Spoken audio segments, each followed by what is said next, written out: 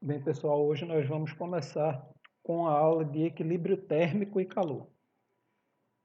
Equilíbrio térmico é um fenômeno na natureza em que, quando você tem vários objetos em um ambiente, esses objetos, de uma maneira geral, se encontrarão inicialmente em temperaturas diferentes. Com o tempo, vai ocorrer uma mudança de temperatura para que eles atinjam a mesma temperatura. O fenômeno de atingirem a mesma temperatura é o que nós chamamos de equilíbrio térmico. A figura aí representa esses objetos com temperaturas diferentes, né? Um quente, representado aí em vermelho, e um frio, representado aí em azul. E quando eles são postos em um mesmo ambiente, ou postos em contato, como tem representado aí na figura, eles vão atingir uma temperatura de equilíbrio que é intermediária entre a temperatura do mais quente com a temperatura do mais frio. O equilíbrio térmico é um fenômeno relacionado ao equilíbrio energético, porém não é exatamente a mesma coisa, já que alguns corpos, algumas substâncias vão precisar de mais energia para atingir uma determinada temperatura, enquanto outras vão precisar de menos energia para atingir a mesma temperatura, certo? Para os corpos, para que os corpos atinjam as temperaturas, ocorre um fluxo de energia, que vai do ponto mais quente ou com mais energia para o ponto mais frio com menos energia. Esse fluxo de energia é o que nós chamamos de calor, tá? Calor vai ser um fluxo de energia. Lembre, temperatura é uma grandeza de estado associada à quantidade de energia interna de um sistema e o calor é o fluxo de energia que vai ocorrer para mudar a temperatura ou mudar o estado físico da matéria. Então, calor e temperatura são coisas distintas, são coisas diferentes. O calor está associado com o fluxo de energia em um sistema, fluxo de energia interna, ok? O calor naturalmente flui do corpo mais quente para o corpo mais frio. ênfase neste naturalmente. Existem formas artificiais de nós fazermos com que o calor flua do corpo mais frio para o corpo mais quente. Mas, na natureza, sem o uso de artifícios, sem o uso de tecnologia, o calor ele vai fluir do ambiente mais quente, do corpo mais quente, para o corpo mais frio. O calor pode ser de dois tipos: calor sensível, quando muda a temperatura, ou calor latente, quando muda o estado físico. Notem, sensível vem de sentir, de sensibilidade. E nós podemos sentir, né, ter a sensibilidade da mudança de temperatura. Calor latente, a palavra latente vem de esconder. Então é um calor escondido, é um calor que nós não podemos sentir. Então muda-se o estado físico, mas a gente não percebe uma mudança de temperatura.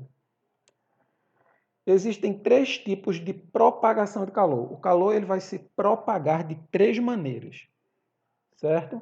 As formas de propagação de calor são convecção, condução e radiação.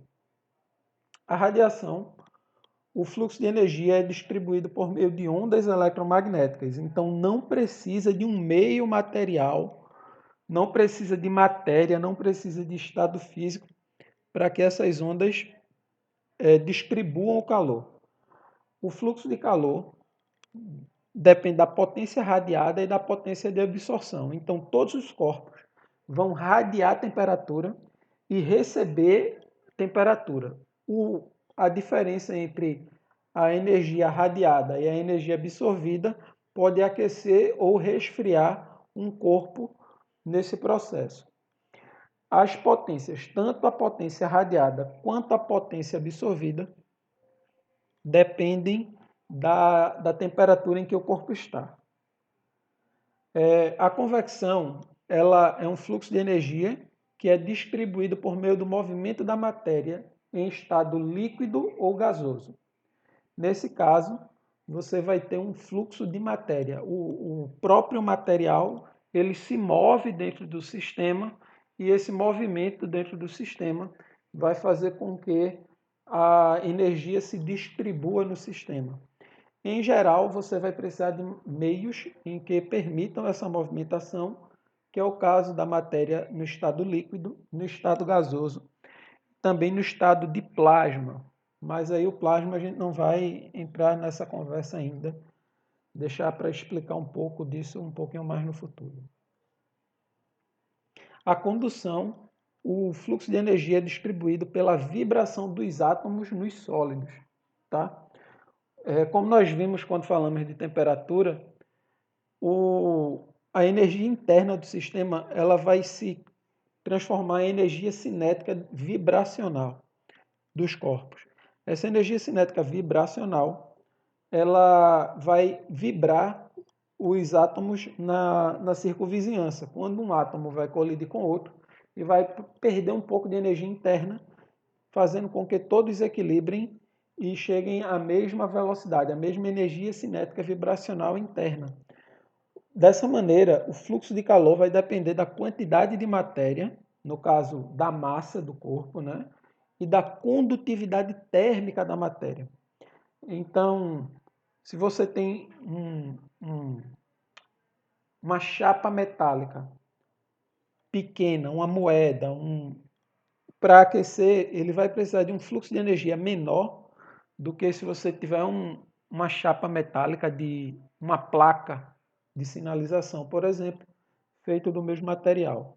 Vai depender também da condutividade térmica, né? Por exemplo, a madeira tem uma condutividade térmica diferente do metal. Então, a madeira aquece mais lentamente do que o metal por conta não da massa, mas da condutividade térmica. Então, todos os materiais vai ter essa questão, tanto da massa quanto da condutividade térmica.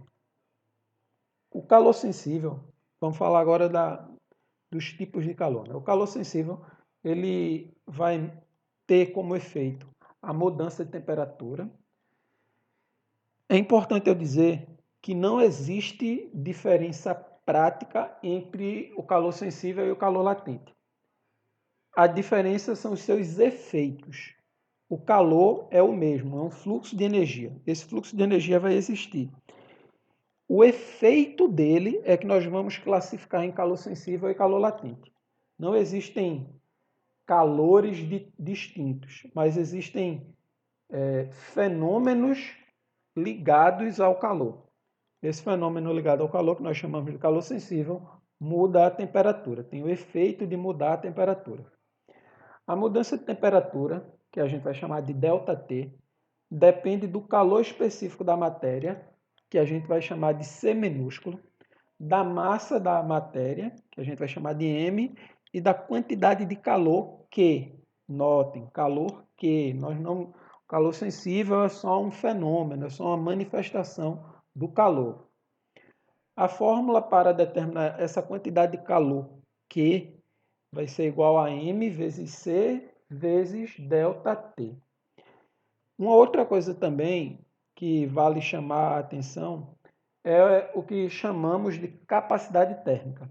A capacidade térmica, que a gente vai marcar com a letra maiúscula C, é a relação entre a quantidade de calor recebido, a razão entre a quantidade de calor recebido e a variação térmica do corpo. Dessa forma, C maiúsculo vai ser igual ao calor específico vezes a massa de um corpo. O calor específico da água, esse C minúsculo da água, é importante a gente sistematizar e dizer que ele tem 1 caloria por grama grau Celsius, certo? É um valor que não é exato, mas é o que nós convencionamos, né? A física escolar convenciona o calor específico da água como sendo 1 caloria por grama grau Celsius. O calor latente é o fenômeno que tem como efeito a mudança do estado físico.